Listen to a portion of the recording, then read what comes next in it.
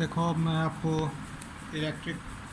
इलेक्ट्रोस्टैट्स के लेक्चर भेजना शुरू करूँगा। देखो अपने को अब इलेक्ट्रोस्टैट शुरू करना है तो इलेक्ट्रोस्टैटिक, देखो इलेक्ट्रोस्टैटिक का मतलब है चार्ज एट रेस्ट, तो हमको बस इसको स्टडी करना है। अब चार्ज एट रेस्ट में और चार्ज मोशन पे होता है तो इलेक्ट्रोडायनामिक्स है, वो तो आपका मैग्नेटिज्म वाला पार्ट हो गया। तो पहली चीज़ हम शुरू करेंगे इलेक्ट्रिक चार्ज के बारे में, ठीक है।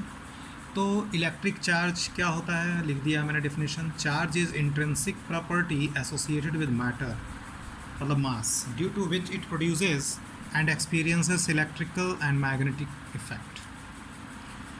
अब ये तो डेफिनेशन की बात होगी, चार्ज है क्या। देखो चार्ज जो होता है पॉजिटिव और नेगेटिव होता है, तो पॉजिटिव और नेगेटिव कहने के पीछे कोई लॉजिक नहीं है, कन्वेंशन है। पॉजिटिव कब बनता है, कोई भी एटम पॉजिटिव कब बन जाएगा, जब वो इलेक्ट्रॉन को लॉस करेगा, और नेगेटिव कब होगा, जब इलेक्ट्रॉन को एक्सेप्ट करेगा, ठीक है। बाकी चीज़ें जैसे आपको पता है कि similar charges repel each other, plus plus minus minus repel each other, plus और minus attract each other. Charge अगर पॉजिटिव और नेगेटिव हो और न्यूट्रल बॉडी के नज़दीक लाओगे तो उसको वो पोलराइज करेगा और अट्रैक्ट करता है अपनी तरफ, है ना। तो अगर इसीलिए जो जो बोलते हैं ना कि इलेक्ट्रिफिकेशन का श्योरर टेस्ट क्या है, रिपल्शन, ठीक है ना। और हम डिस्कस करेंगे अभी कि प्रॉपर्टीज़ ऑफ चार्ज क्या होता है। तो प्रॉपर्टीज़ ऑफ चार्ज हैं, आप एक एक करके समझिए उसको, ठीक है। तो अभी आपको चीज़ सीखनी है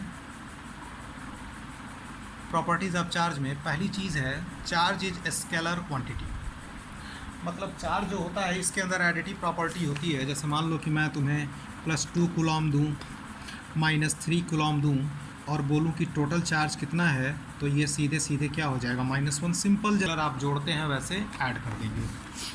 तो ये प्रॉपर्टीज़ ऑफ चार्ज। दूसरा है कि charge is always associated with mass, लेकिन ये ज़रूरी नहीं है कि मास हो तो चार्ज भी होगा। चार्ज के रहेगा तो मास रहेगा ही रहेगा, लेकिन ये ज़रूरी नहीं है कि अगर मास है तो चार्ज भी हो, ठीक है। अगला चीज़ है कि चार्ज जो होता है जो mass of charge body depends on is speed, ठीक है ना। प्रॉपर्टीज़ ध्यान से, और अपने आप चाहें तो नोट्स बनाते रहिए, ठीक है। तो मास ऑफ ये charge body depends on its speed, और स्पीड उसका जनरेट करने वाला फार्मूला कौन सा है, ये आपको दिखा दिया मैंने। तो ये जो फार्मूला मैंने दिया यहाँ पे, m is equal to m not divided by 1 - v²/c², ठीक है। तो इसमें m नॉट जो होता है ये रेस्ट मास होता है। m नॉट क्या है, यहाँ बेटा रेस्ट मास है, ठीक है। v क्या है, स्पीड ऑफ, है ना, स्पीड ऑफ चार्ज, और c क्या है, स्पीड ऑफ लाइट।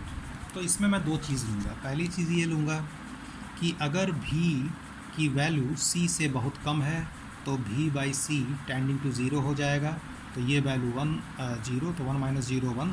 तो इस केस में m बराबर क्या हो जाएगा, m नॉट हो जाएगा।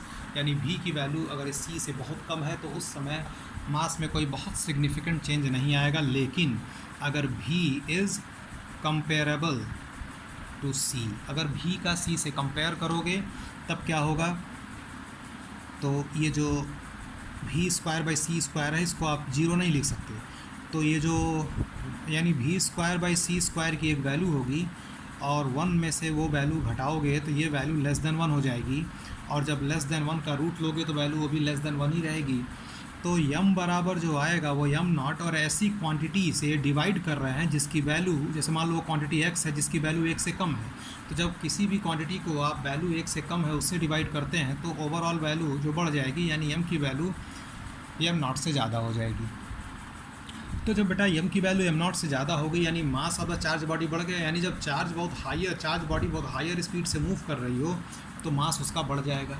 अब अगर मास बढ़ गया तो अगर हम बात करें स्पेसिफिक चार्ज की, स्पेसिफिक चार्ज क्या होता है, Q/m। देखो अगर चार्ज बहुत हाई स्पीड से मूव कर रहा है अगर चार्ज बहुत हाई स्पीड से मूव कर रहा है तो चार्ज पर तो कोई फ़र्क नहीं पड़ता है, क्यू पर कोई फ़र्क नहीं पड़ेगा, लेकिन मास बढ़ जा रहा है तो मास बढ़ने का मतलब ये नीचे वाली क्वांटिटी बढ़ गई तो ओवरऑल वैल्यू कम हो गई, तो क्यू बाई एम जो है ये कम हो जाएगा, मतलब स्पेसिफिक चार्ज की वैल्यू कम हो जाएगी। ठीक है, अगला है कि एक्सेलरेटेड चार्ज रेडिएट एनर्जी, आपको पता ही है इतना। Accelerated charge radiate energy in the form of electromagnetic wave, आपको जैसे बताया था मैंने जब मैं मॉडर्न फिजिक्स पढ़ा रहा था तो वहाँ पर भी आपको ये बात समझाया था मैंने कि सोर्स ऑफ इलेक्ट्रोमैग्नेटिक वेव क्या होती है। ठीक है, इसके बाद आया कि charge is independent of any, मतलब वही चार्ज जो है independent of any inertial reference frame, मतलब चार्ज का स्पीड से कोई मतलब नहीं है। ठीक है, अब थोड़ा सा आपको एक और पॉइंट बताना है मुझे, इसको समझिए। जैसे लीनियर चार्ज डेंसिटी आपको मैंने पहले लेक्चर भेजा था, शायद आपने पढ़ा हो, तो लैम्डा बराबर Q by L, Q by L मतलब चार्ज पर यूनिट लेंथ। तो अगर कोई ऐसे मान लो कि कोई एक रॉड है जिसको मैंने मान लो चार्ज मैंने डिस्ट्रीब्यूट कर दिया है।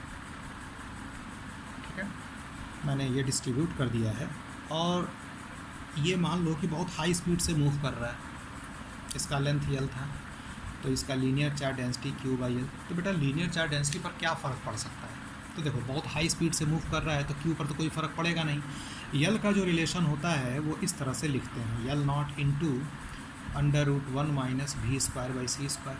अब अगर बहुत हाई स्पीड से मूव कर रहा है तो ये जो यल नॉट इंटू मान लो कोई, अब ये जो वैल्यू है ये मैंने एक्स मान लिया, तो ये जो x है x की वैल्यू तो 1 से कम हो जाएगी ना, क्योंकि V square by C square कुछ वैल्यू होगी, 1 में से माइनस करेंगे तो ये वैल्यू लेस देन 1 होगी।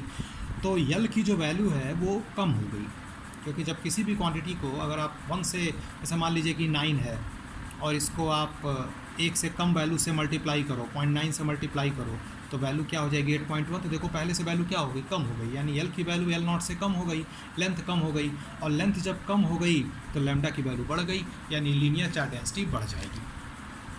तो ये चीज़ मैंने यहाँ पर ये एक्सप्लेन किया है, लीनियर चार्ज डेंसिटी समझा के ये मैंने एक्सप्लेन किया है कि यल की वैल्यू बढ़ गई। अगला जो है चार्ज इज़ क्वांटाइज्ड। देखो चार्ज क्वांटाइज्ड कहने का क्या मतलब है कि क्यू बराबर एन ई होता है। चार्ज इज़ क्वांटाइज्ड कहने का मतलब है कि क्यू की वैल्यू एन ई के बराबर है, तो चार्ज इज़ क्वांटाइज्ड मतलब है ना एन ई, और एन की वैल्यू जो होती है ये कोई इंटीजर होता है, +-1 +-2 +-3 एंड सो ऑन।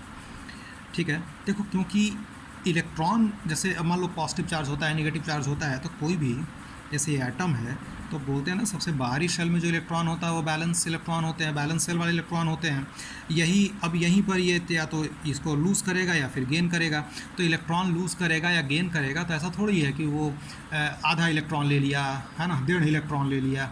वो इलेक्ट्रॉन लेना होगा तो 1 इलेक्ट्रॉन लेगा या 2 इलेक्ट्रॉन लेगा या 3 लेगा या 4 लेगा एंड सो ऑन, या फिर लूज़ करना होगा तो 1 करेगा, 2 करेगा, 3 करेगा।